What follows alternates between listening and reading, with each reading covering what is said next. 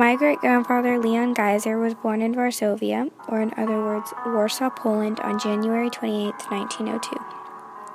My great-grandmother Rose Kalmanowitz was born on about June 14, 1902. Both Rose and Leon grew up and lived some of their life in Varsovia. After World War I had ended on November 11, 1918, Rose and Leon decided that living in Warsaw would not be safe anymore. Rose and Leon decided to leave Poland along with their families. Before they could leave, Leon was conscripted into the Polish army during the Soviet-Polish War from 1919 to 1920. My great-grandpa Leon immigrated to the U.S. on June 4, 1921, at 19 years old. He and Rose married earlier in 1921 before he left Poland. My great-grandma Rose immigrated on October 1st, 1922, at 19 years old, along with my great-great-grandmother Shaver, who at the time was 62 years old. My great-grandmother Rose's brother Mordka immigrated on October 15th, 1922, at 21 years old. One of my great-grandpa Leon's brothers, named Abe, my great-great-uncle, immigrated from Varsovia, Russia, on August 9, 1909, at 25 years old. My great-great-aunt, Sabina, immigrated from Varsovia, Poland, on October 1, 1922, at 34 years old.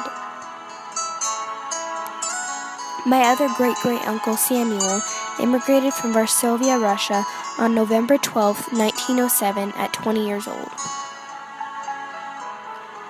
Great-grandpa Leon's niece, Lilia, immigrated from Varsovia, Poland on October 1st, 1922, at 9 years old, as well as her brother Guilford at 5 years old.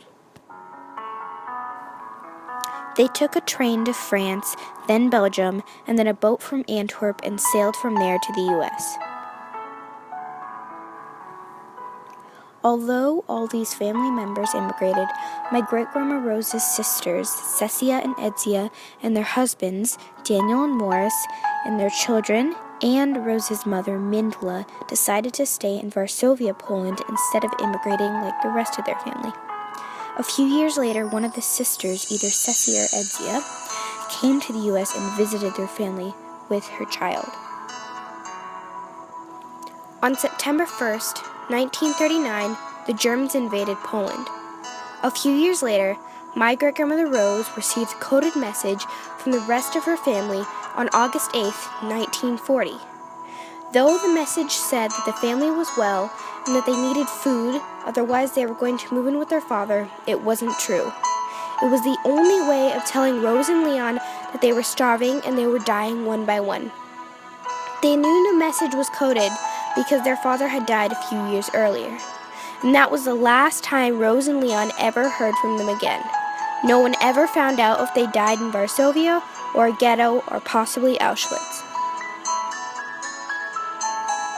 After the Berlin Wall fell on November 9, 1989, my Grandpa Seymour, one of Leon and Rose's sons, sent a letter to the Red Cross. In his letter, he asked if they had any information on Cecia, Edzia, and their families, but unfortunately, they found nothing.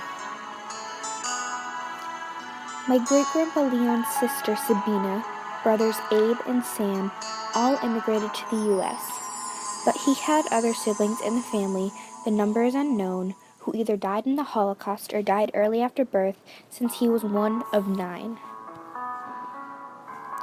As for my great-grandmother Rose, only her and her brother Mordka immigrated to the U.S. After that, many years later, on December 13th, 1977, my great-grandpa Leon died of heart failure. About 20 years later, my great-grandmother Rose died on January 16th, 1994, of a massive stroke. And finally, on March 11th, 2004, my Grandpa Seymour died of heart disease. Though some of my family went missing in the Holocaust, I am honored to be part of a family that took part in such a momentous time in history.